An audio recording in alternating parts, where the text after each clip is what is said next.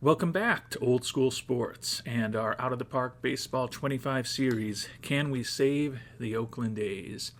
And we continue moving along with this 2032 to 2033 offseason. Finally made a move that will hopefully stabilize our shortstop position for next year, or this upcoming season more accurately, and possibly a year or two beyond. Made the agreement to sign Maui Ahuna to a 3-year deal for $21 million. Only $6 million in this upcoming season is guaranteed. And then we're going to have team options of $7 and $8 million for the 2 years after that. So certainly gives us a very solid defensive shortstop, quite honestly, more than a solid defensive shortstop, a well above average defensive shortstop who in a great year possibly could be competing for a gold glove. The bat has not been great over the course of his major league career, fragile as far as his injury proneness, but most importantly for a team that is still to some extent trying to be built on pitching and defense, giving our budgetary constraints, think that Ahuna can definitely help us. Even with Mr. Ahuna on board, obviously still have the lowest budget in baseball, and even with the addition of Ahuna, we've got the lowest payroll in baseball, still have a little bit of money to spend, and we bumped up scouting and player development a little bit, given that we do have stuff going on in the development lab, and we're trying to ensure that we've got a good view of what's going on, not just in our organization, but also all of baseball. And one of the reasons for that recent bump up in scouting budget is that we are at the start of the international amateur free agent signing period. Appreciate all of you who have shared thoughts on what we should do. Seems like there's a lot of consensus, quite honestly, and it's largely in line with what I happened to be thinking at the end of the last episode. So maybe it's groupthink, but given that we've got an excellent group of scouts around the world who are proficient to expert to genius level in this game, I think hopefully we'll come up with the right answer. As I left it at the end of the last episode, there were 3 position players that we were most strongly considering. Sergio Galindo, a center fielder, like the durability, like the high work ethic, and certainly like his bat, which could have special type of home run power. Not that great on the base paths and pretty mediocre in the outfield as well, but Holy Galindo still a solid prospect. Fabrizio Moneghetti, 17-year-old shortstop out of Venezuela. Like the infield range, think he could be an excellent third baseman, and he could be more than competent at shortstop or second base. Another guy with high work ethic, pretty average in terms of his speed. Not quite, in my mind, the same batting profile, but still is a guy who could have excellent home run power if he fully develops, normal as far as his injury proneness. And then the final guy, Jorge Orellana, looks like a solid, respectable corner outfielder, another guy with high work ethic, a little more speed than the other 2 guys that we've looked at, and potentially the best power of the bunch. Do worry a little bit about the fact that his eye is not really developed at all at this point, and we only think it can be a little bit above average. But for a 16-year-old to already have that 35 home run power is a pretty positive thing. Haven't really found anyone else that interesting to talk about as our primary target offline since our last episode. Pretty much the scouts who opined all liked Orellana. YME943, Hold Door, and Blade Staff also mentioned Moneghetti. but those three also mentioned Orellana, along with John Lambert, Gene C, and DLL first base 14. And I tend to agree that Orellana is probably the way to go.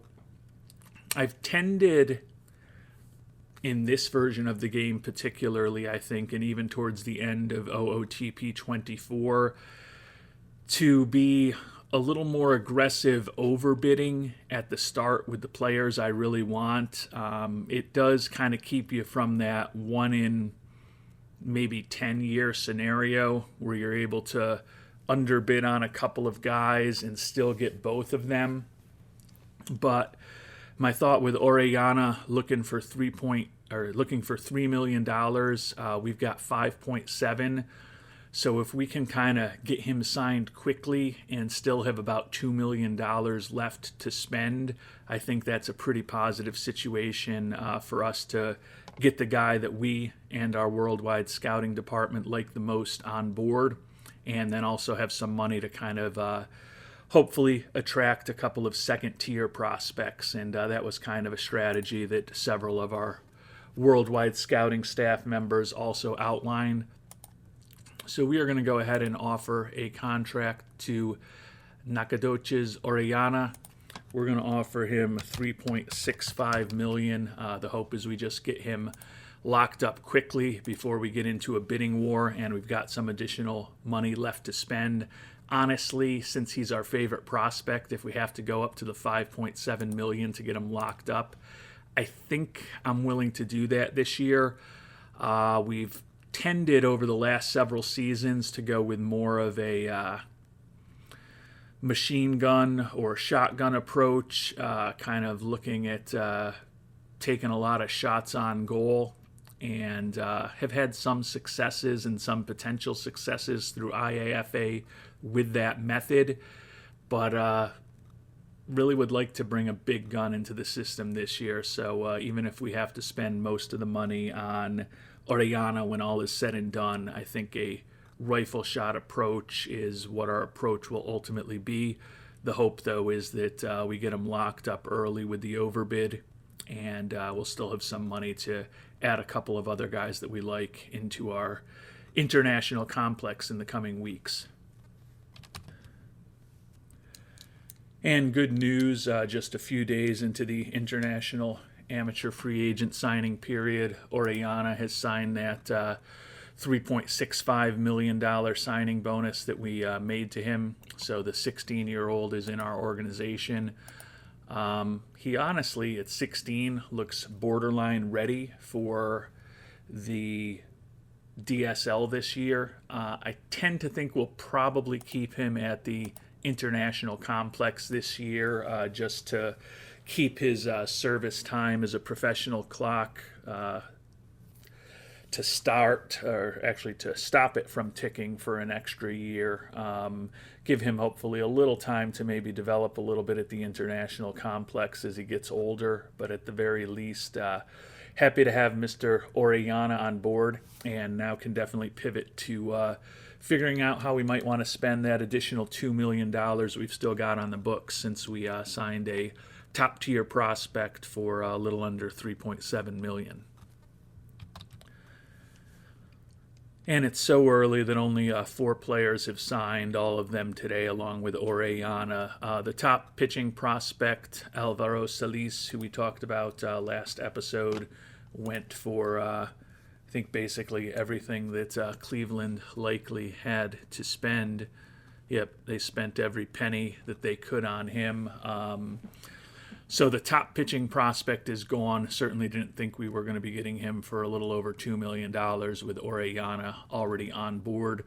We're going to pivot to the one 4-star player who we didn't have in our last camp, 4-star potential player, and that's Juan Solorzano. There's a couple of things we don't love about him. He's fragile physically.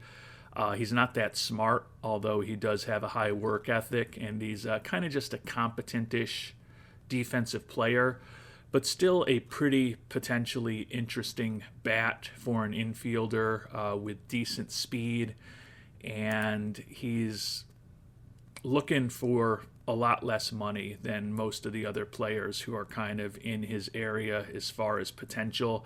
I think it's certainly not a coin flip that he's going to turn into a useful major league player. You can see his contact, his power, and his eye are all not that great. Not that you expect a 16, almost 17-year-old. He's going to be turning 17 years old tomorrow, so congratulations, Patches. Maybe you'll be signing with us very early in your 17th year. I don't love him as a prospect, but I don't love anybody else who's out there right now, quite honestly. And I think if we come in strong with him, actually, no. He's got an offer from another team, and he's looking for $1.74 million.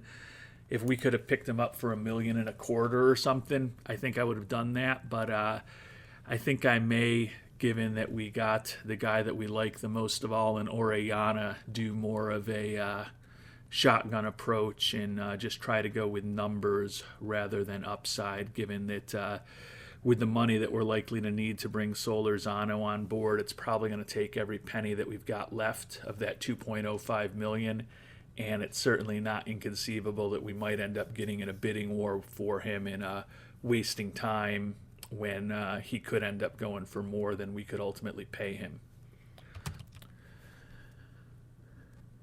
And after I've spent some time offline looking at it, we may actually not do the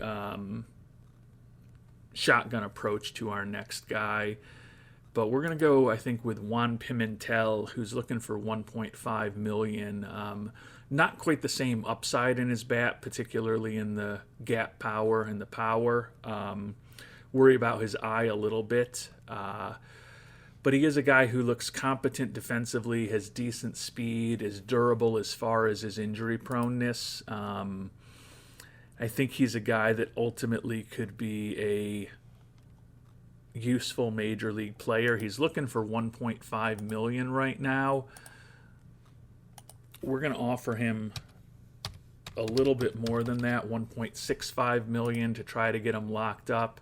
If we do get him locked up, that'll still leave us with about $400,000 to spend on another player or two. Not a guarantee that we'll get him, but I think we're certainly, if we're the first ones on board with him and we're coming in with a bid above his asking price, there's conceivably a chance that we could get Pimentel locked up as well.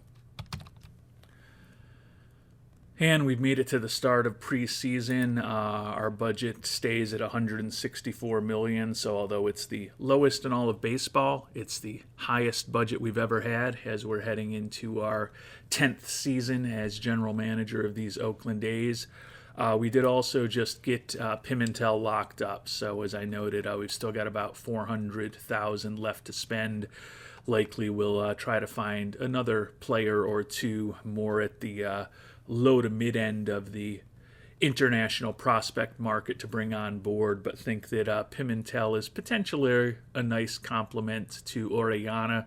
Certainly no guarantees that he's going to completely develop. Don't know a ton about his personality, and he's got a lot of work to do, particularly with his ability to put the bat on the ball and avoid strikeouts, but has some speed, has some durability, potentially can be a versatile infielder, although not particularly adept at any position. But if the bat develops, potentially working on his glove is something we'll be able to do over the coming years.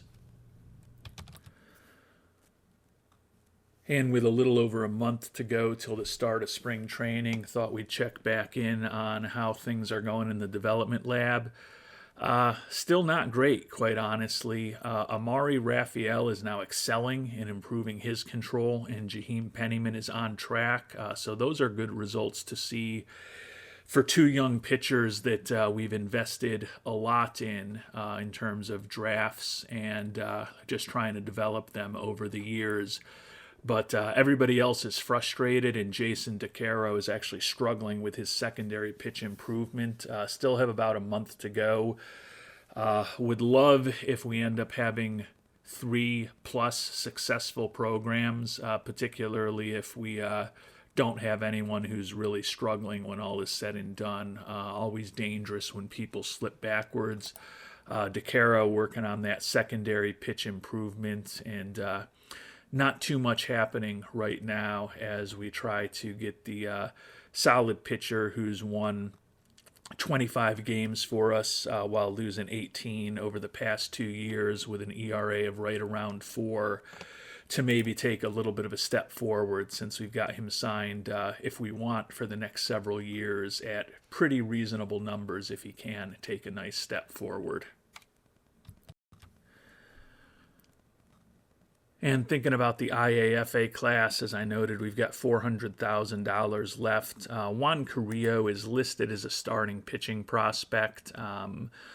Stuff is potentially exceptional. The movement and the control are the issues. Do like his durability, do like his stamina, and do like the fact that he could be a pretty interesting reliever, even if only one of his 2 pitches that he's got a lot of work to do on, the changeup and the splitter, happen to develop. Although it says that he's looking for $400,000. I guess that another team has made him an offer and he's looking for $330 right now. So we're going to just try to use up the last of our pennies on Mr. Carrillo, offer him the full $400,000 that we have, and see if we can bring a third international amateur free agent into the fold in the relatively early stages of this signing period. And we tried with Carrillo, gave him the $400,000, but he said that Baltimore has put something better on the table. So unfortunately, at this point, we can't reach the type of money that he's looking for. So we'll pivot to some perhaps lesser prospects, but still hoping to bring another body or 2 on board into the organization. And we do have 2 more IAFA offers outstanding, really just guys that we think can be a good influence on the higher-end prospects in the lower levels of our organization. Second baseman Luis Carlo, high leadership and work ethic, low financial ambition. The bat is borderline interesting, and he's durable, has a little bit of speed. Don't really know where he's going to ultimately play defensively. Doesn't really, in my mind, have the potential bat to be a first baseman or a DH most likely. But again, a guy who can be a good influence on some of the higher-end prospects in the lower levels of the minors. Similar thought process to making an offer to the left-handed reliever Julio Lozano. Certainly doesn't look like a big-time prospect, but another guy with high leadership, high work ethic, high loyalty that hopefully can befriend and help the development of some of the higher end prospects if he joins our organization. So with those 2, we would only have $20,000 left to spend if we can get them signed at the offers that we've made to them. So likely will be our last foray into the IAFA pool this year. We have been signing some additional players to minor league deals. Couple interesting players still out there on the market. Peyton Stovall, second baseman, fragile, like some of his personality traits, although we don't like some of his personality traits either. Left-handed hitter, but just don't feel like the bat is ultimately interesting enough that we'd bring him on board. And I know that's a bold statement for a guy who's hit over 290 for 4 straight years, but given his fragility, given his defensive limitations, and given the fact that he's still looking for $7.5 million, probably inclined to continue to wait him out a little bit. Maybe he'll be on the market in a couple of weeks, or even when spring training begins, and the price will be more reasonable. Logan O'Hoppe, catcher with a very interesting bat. The issue is that he's just not a good defensive catcher. He's a bad defensive catcher. He's a bad infielder or outfielder in general. Looking for $2.2 million, but given his defensive limitations, even though he's a 3-time All-Star and a 2-time Silver Slugger winner, those Silver Slugger awards are several years in the past at this point, and as we talked about, I think this team is ultimately going to be dependent on pitching and defense. We brought Colt Keith back. We made the trades for both Manzardo and Isaac, who are first base / corner outfield types who aren't particularly great defensively. Just don't feel like we have to push it with guys who also have defensive limitations right now. Again, if the price on either of these guys comes down, if they're ultimately willing to sign a minor league contract in a few weeks, would love to have them in our organization, but don't want to necessarily guarantee them major league money at this point. And we did end up spending every penny we had in international amateur free agency. Got the reliever, Julio Lozano, that we had talked about. Ended up having to pivot to a different infielder. The one that we were looking at was looking for more money than we could pay. Luis Godina, not particularly interesting defensively, but does have some positive personality traits and a bat that's borderline interesting. Again, not necessarily a significant prospect in our organization, but there's always potential for some talent change randomness to move in our favor. And with that high adaptability and work ethic, at the very least, hopefully there's some positive traits that he'll bring to the clubhouse in the lower levels of the minors, where he'll likely spend his entire minor league and professional career. And we've continued moving forward, just a few days away from the start of spring training as we near the end of this episode. But it looks like Peyton Stovall signed for almost $7 million a year with the Orioles, so that was just not a number that we're going to hit. Logan O'Hoppe, the numbers have come down in terms of the dollars he's looking for, a little bit to $2 million. And he's also just looking for a minor league contract, which will become a major league contract if promoted. We're not going to offer him quite the money that he's looking for. If he gets 480 at-bats, though, we're happy to give him some extra money. He's willing to think about a minor league deal with a major league option at $1.5 million. Lets us bring him into the organization, potentially see what he can do in spring training, and gives us the opportunity to stash him in the minors for the first 30 days before we really have to make a decision on him. Certainly think the bat could help us on the margin, particularly if we have some injuries, but his defensive limitations make him not an ideal choice in my view. And with 4 days left until these long programs all come to an end, things are looking much better. We've got 4 people on track, including Stubberfield, Ortega, and Cabral, 3 pretty important major league hitters. Not shocking to have Stubblefield and Ortega on that easier plate discipline program on track, but to have Bobby Cabral on track for a more difficult quality of contact program, that would be huge. DeCaro continues to struggle. Raphael and Pennyman continue to excel and remain on track. And unfortunately, Palomares and Mangano are both frustrated. But if we are able to have 5 out of 8 successful programs in 4 days, that'll be a pretty solid result for the development lab. The hope is that DeCaro won't end up actually struggling, but he's been that way for a while. So we'll know in less than a week how this all turns out. And as spring training is getting underway, still waiting to hear from Logan O'Hoppe on whether he'll join us. You can see we've made some offers to some familiar names to join us with minor league contracts. The biggest name, Mookie Betts. But Mookie Betts at this point is a 40-year-old coming off of the the last 4 years in Los Angeles, 252, 253, 216, and 258 averages with 15 or less homers each of the last 3 years. Brings basically nothing defensively at this point, but still looks like a borderline useful major league bat, particularly against left-handed pitching. I don't know that we've got a spot for him on the team, only as a specialist playing against left-handers, given his defensive limitations at this point, particularly in the infield, but also in the outfield, where he's a bad left fielder slash DH most likely. So uncertain whether he'll make it onto the squad, but certainly would be interesting to have a player like that on board.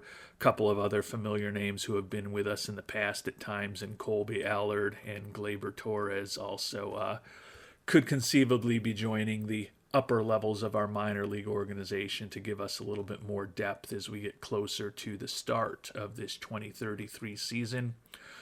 We're going to sim ahead one more day and find out what ultimately happens in the player development lab, down to only 4 programs that are on track, is unfortunately Burner Cabral is now frustrated. That would have been a huge victory if we had success in that quality of contact program.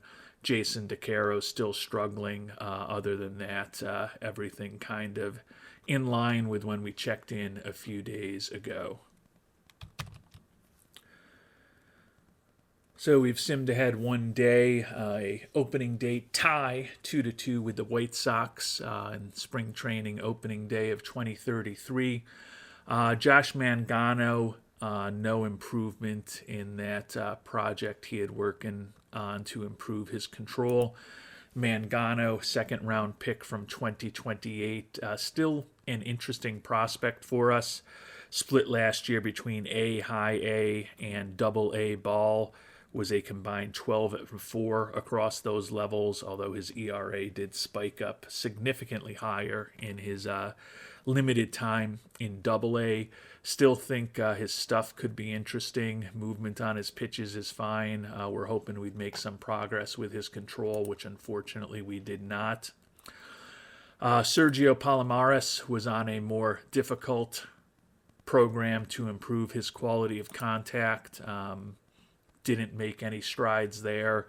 The 20-year-old hit just a $195 for us in A-ball last year. Love his speed. Still think he's a potentially very interesting contact hitter with extra base power and a pretty good eye if he fully develops, but going to be an important year for him going forward. Did have a successful control program from Jaheim Penniman, which was nice to see. This is a high school pitcher we picked second overall several years back. Control has been his big concern as he's been moving on with his development. So to have his current control rating improved by 5 is certainly progress in the right direction. Still is going to be his potential issue, but he is a guy who's got the potential for a 6-pitch arsenal, and really he kind of has a 6-pitch arsenal right now, although 3 of those pitches are below major league average, and we kind of expect the sinker to always end up there. So I think his stuff can get better, his movement can get better, and still think there's another 5 points we can wring out of him in terms of his control. Don't necessarily think he's going to be a frontline starter for us. But at 23 years old, he could be making the jump to AAA this year. 15-8 with a 4.40 ERA in Double-A last year. Certainly don't think he's going to be an ace, but hope he can be a useful and cost-effective pitcher for us going forward. Importantly, we got an outstanding result, and a surprising outstanding result from Amari Raphael. His potential control improved by greater than 5, and his current control improved by greater than 5. You may remember Amari Raphael as the college pitcher that we picked 22nd overall last season in the draft. After looking at him 3 years earlier when he was a high school player, he ended up getting drafted by another team and was not signed. With that improvement in control, as well as the improvement in the top end of his control, that's a pretty significant result for us, because you see here at 22, we still think his stuff, his movement and control can all be above average when all is said and done. He's got 2 major league pitches right now and 3 more that aren't far off major league quality. Pitched last year after we drafted him 10 games between rookie ball and A ball. Would have to think he'd be starting the year in high A, I would hope. Yeah, certainly looks like he's more than ready for high A ball, so I think the thought is to have him there for maybe a few starts and then move him onto the Texas League maybe by early May, which he looks like he's probably ready to perform at as well. So really nice result in the development lab for Amari Raphael. Unfortunately, we did end up with that poor result from Jason DeCaro, and his current stamina decreased by a little less than 5. So that's not optimal. Still a guy with really good stamina. We're working on those secondary pitches. All said and done, for a poor result, at least his stuff didn't go in the wrong direction, and he had so much stamina that not a huge issue there. So for a poor result, could certainly have had worse poor results than that. And you can see ended up with the 3 guys who are major leaguers for us, all having successful programs. Most importantly, Cabral. Yesterday weren't so sure it was going to come through, but it worked out, and a quality of contact program worked out well for Cabral. Current BABIP rating improved a little bit. Looks like he kind of is what he is at this point in terms of his contact, gap power, and his eye. Still think that there's some untapped home run power there that hopefully we'll be able to develop and explore in the next year or two. Hit 39 homers with 108 ribbies last year for us, so a very important bat. Did lead the league with 252 strikeouts, which is part of the reason why we put him on that contact program, even though there wasn't any obvious growth to have. Didn't help him as far as his avoid Ks, but as we talked about, a little bit of progress with the BABIP. And then 2 important young guys who, like Cabral, are signed to long-term extensions, Jake Ortega and Kevin Stubblefield. Both have successful plate discipline programs. Current eye for Jake Ortega improves a little bit. He was the American League Rookie of the Year last year after we picked him 3rd overall out of Oregon State in 2029. Had just a really nice year for us. 316 average, which was 3rd in the league. 46 doubles, 18 homers, 13 steals. A very good defensive left fielder who can also play center for us. Had a WAR of almost 6 as a rookie, and hopefully with continued development, he'll be an even bigger contributor going forward. And Kevin Stubblefield improved his eye rating by 5. That's good to see, because he, in his first full year in the majors, was good but not great. Hit 279, 24 doubles, and 11 homers in 348 at-bats. But he walked only 23 times, so the fact that we were able to get another 5 points out of his eye was positive. Not a great defensive player, but he does have some speed, and the bat certainly looks more than respectable at this point. Hopefully he can improve off of that 116 WRC plus that he had in his first full year in the majors for us. So all in all, with 5 successful programs, including an outstanding result for Raphael, and only 3 unsuccessful programs, and the poor one not having a huge impact given that there was a modest stamina decrease for a starting pitcher who already had stamina that was really good. I'd say 5 out of 8 successful is a pretty good result for our team here in the development lab. We're going to pivot now to some of these shorter programs and hopefully get some of our defensive options at shortstop into some programs, as we've got a number of players fighting for the opportunity to perhaps platoon with Maui Ahuna and position themselves to potentially take over for Maui Ahuna at some point this year or more realistically next year. So we'll spend some time at the top of the next episode talking about what we're doing in this shorter round of development lab options. But in the meantime, happy with the way the big round of the development lab turned out with the 5 successful programs. Happy with the way IAFA turned out with Orellana plus 3 other guys. And we're bringing in a little bit more talent into our organization, or at least we're trying to, in terms of some of those minor league offers that we've made. So it's going to be interesting to see what the 26-man roster ends up looking like about a month from now when we get to the start of the season on May, or actually March 31st. And we'll find out how spring training goes and what our 26-man roster ultimately looks like in our next episode. Until then, thanks so much for watching, and hope you have a great day.